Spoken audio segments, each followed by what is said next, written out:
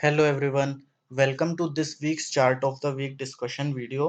यहाँ पे अब हम जो अपना पहला स्टॉक यहाँ पे देखने वाले हैं, ये हमारा स्टेट बैंक ऑफ इंडिया। अभी हमने इसमें यहाँ पे डेली चार्ट लगाया हुआ है। जो सेकंड स्टॉक हम देखेंगे वो हम वीकली चार्ट और डेली चार्ट दोनों पे एनालिसिस का एक बार हम कर लेंगे, लेकिन स्टेट बैंक का यहाँ पे हम केवल और केवल डेली चार्ट पे इसका एनालिसिस करूंगा मैं।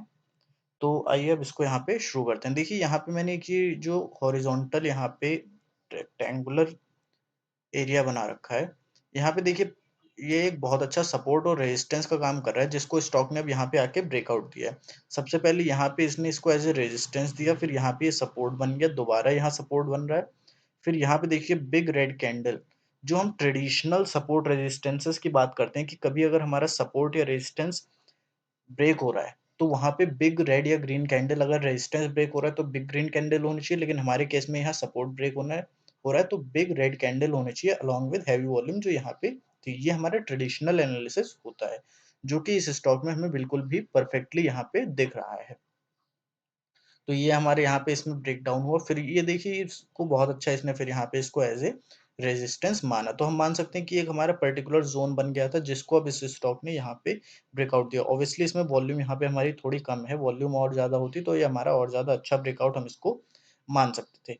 अब इसमें देखिए क्या एक दिक्कत है, केवल एक प्रॉब्लम है इसमें कि यहाँ पे देखिए ये वाला जो पॉइंट है यहाँ पे देखिए मैं जब इसको ड्रॉ करता हूँ, बिल्कुल यही पॉइंट को अभी देखते हुए स्टॉक में यहाँ पे रेजिस्टेंस एक है।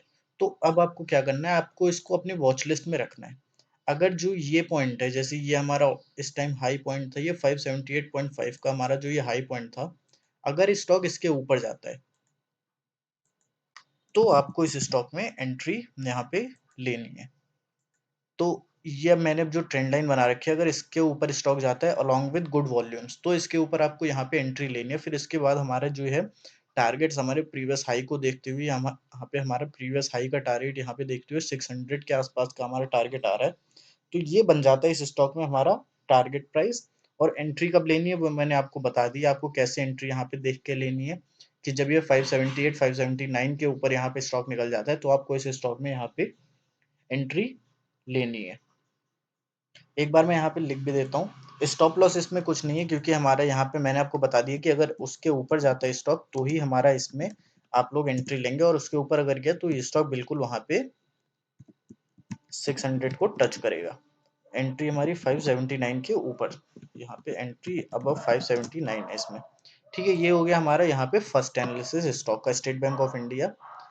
जब इसका रिजल्ट आए तब यहाँ पे हमें इसमें कुछ अच्छा मूवमेंट अपवर्ड या डाउनवर्ड किसी भी एक तरफ का हमें इसमें मूवमेंट देखने को मिल सकता है। तो हो सकता है कि अपवर्ड मूवमेंट आए तो ये बहुत ही तेज शूट अप कर जाए और वहां पे फिर हमारा अच्छा मूवमेंट इस स्टॉक में आएगा। चलिए अब हम आ गए अपने सेकंड स्टॉक की तरफ। ये हमारा आरईसी लिमिटेड का हमारी ये जो चार्ट है, इस टाइम मैंने इसको डेली पे लगा रखा है, मैं वीकली पे एक बार इसको लगा दे रहा हूँ। देखिए यहाँ पे कितना पुराना है, यहाँ पे 2019 मिड का, 2019 जून का यहाँ पे ये रेजिस्टेंस पॉइंट बन रहा था, जो कि फिर नीचे चला गया कंसोलिडेशन फेज। अब यहाँ पे आके स्टॉक ने इसमें ब्रेकआउट दिया है, तो ये तो इसका ब्रेकआउट हो गया कि हमने इसको लिया। अब इसको एक बार हम डेली चार्ट पे भी देख लेते हैं। देखिए मैंने अभी कुछ टाइम पहले कहा था कि वॉल्यूम हमारी, जब भी कोई स्टॉक ब्रेकआउट देता है तो वॉल्यूम उस स्टॉक में हमारी होनी चाहिए। इस स्टॉक में देखिए बहुत ही हैवी वॉल्यूम आई है हमारी, जब इस स्टॉक ने यहाँ पे ब्रेकआउट दिया है। इसमें देखिए जैसे जैसे यहाँ पे आप देख रहे होंगे कि अगर एक बार अच्छी वॉल्यूम आई है, नेक्स्ट डे भी इस स्टॉक में अच्छी वॉल्यूम आती है। यहाँ पे भी देखिए अगर कुछ हैवी वॉल्यूम आई है तो नेक्स्ट डे भी अच्छा मूवमेंट आया है स्टॉक में, और हैवी वॉल्यूम के साथ अच्छा मूवमेंट आया है। दोबारा यहाँ पे वॉल्यूम अच्छी आई तो हम मान सकते हैं कि ये थोड़ा और ऊपर स्टॉक जाएगा अच्छी वॉल्यूम के साथ में यहाँ पे। तो ये तो हमने यहाँ पे इसका चार्ट लगा दिया। अब हम इसके अगर टारगेट और स्टॉप लॉस यहाँ पे देखते हैं, तो यहाँ पे मैं फिबोनाची रिट्रेसमेंट का यूज कर रहा हूँ। ये ऑल टाइम हाई ब्रेकआउट नहीं है स्टिल, क्योंकि जो इसका प्रीवियस हाई है वो बहुत ज़्यादा पुराना है, इसलिए मैं यहाँ पे फिबोनाची को यूज़ कर रहा हूँ। अदरवाइज मैं ऑल टाइम हाई ब्रेकआउट के लिए हमें फिबोनाची रिट्रेसमेंट्स को यूज़ करना चाहिए, लेकिन मैं इसी के लिए केवल इसको अभी यहाँ पे यूज़ करूँ। जैसे अब यहाँ पे मैंने लगा दिया, अब देखते हैं कि ये हमारा फिबोनाची रिट्रेसमेंट इसको रेस्पेक्ट कर रहा है या नहीं कर रहा है। तो हमने यहाँ पे जब इसको यहाँ पे इन दोनों को लगा दिया, एक तरीका हमारे यहाँ पे जो मैंने अभी ये टारगेट देखने के लिए लगाया है, दूसरा मैं आपको और लगा के यहाँ पे अभी दिखा दूंगा। तो अब देखिए ये हमारे जो यहाँ पे पॉइंट्स है इनको रेस्पेक्ट कर रहा है यहाँ पे। इसके बाद यहाँ पे इसने कुछ रिस्पेक्ट किया, फिर आके रिवर्सल करके फिर यहाँ की, ये तो हमारा इसका रेजिस्टेंस पॉइंट है ही। फिर यहाँ पे आके दोबारा इसने इसको रिस्पेक्ट किया, फिर यहाँ पे भी ये रिस्पेक्ट कर रहा है एज अ सपोर्ट जोन, तो हम मान सकते हैं कि बिल्कुल हाँ, यहाँ पे हमारा फिबोनाची रिट्रेसमेंट बहुत अच्छे से काम कर रहा है। तो ये जो टारगेट्स बताएगा वो टारगेट्स हम बिल्कुल अपने यहाँ पे सटीक टारगेट्स मान सकते हैं।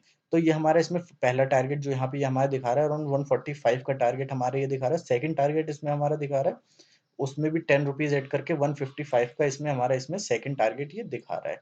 तो 145 155 के इसमें हमारे दो टारगेट फिबोनाची रिट्रेसमेंट हमें यहाँ पे दिखा रहा है। दूसरा अगर हम देखते हैं तो दूसरा हमारे यहाँ पे एक हम ये वाला भी लगा सकते हैं। इसमें हमने जो हमारे ये वाला हाई पॉइंट है और ये वाला लो पॉइंट है, इन दो पॉइंट्स को कंसीडर करके बनाए। यहाँ पे देखिए अगर फिबोनाची रिट्रेसमेंट हमें दिखा रहा है कुछ पॉइंट्स, यहाँ पे देखिए ये अच्छे से यहाँ पे रेस्पेक्ट कर रहा है। जब यहाँ पे इसने नीचे टच कर लिया उसके बाद जब ये ऊपर जा रहा है तभी तो हमें इसमें देखना होगा। तो हमने यहाँ पे पहले इसको देखा, यहाँ पे हल्का सा इसने रेस्पेक्ट सही से नहीं किया, लेकिन तब भी यहाँ से स्टॉक ने रिवर्सल दिखाया। यहाँ पे भी उतना अच्छे से रेस्पेक्ट नहीं कर रहा है, इसलिए हम इसको इतना ज्यादा सही नहीं मानेंगे जितना हमने पिछले वाले अपने फिबोनाची रिट्रेसमेंट को यहाँ पे माना है। तो उस हिसाब से अब हमारे जो दो टारगेट पॉइंट आ गए वो मैं यहाँ पे एक बार लिख देता हूँ।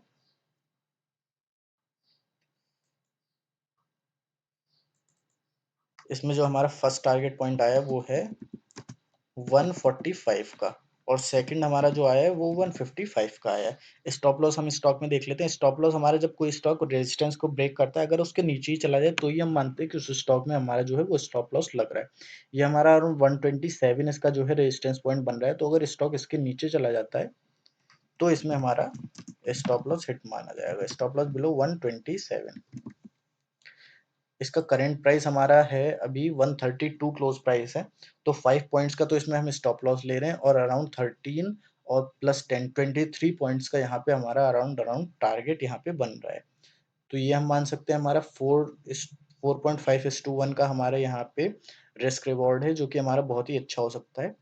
तो इसलिए इस स्टॉक में हम ज़्यादा जो है अपना एंट्री ले सकते हैं। एसबीआई वाला मैंने आपको दिखाया जिसमें हमें एंट्री कब लेनी है, जब वो हमारा उस हाई पॉइंट को क्रॉस कर जाए, उसके बाद इस स्टॉक में हमें एंट्री लें। तो ये हो गए हमारे आज के दो स्टॉक्स जिनको हमने यहाँ पे डिस्कस किया। एसबीआई में देखिए हमने यहाँ पे अभी देखा था, इसके ऊपर जब स्टॉक चला जाएगा आपको वॉच लिस्ट में रखना है, तब आपको इस स्टॉक में एंट्री लेनी है।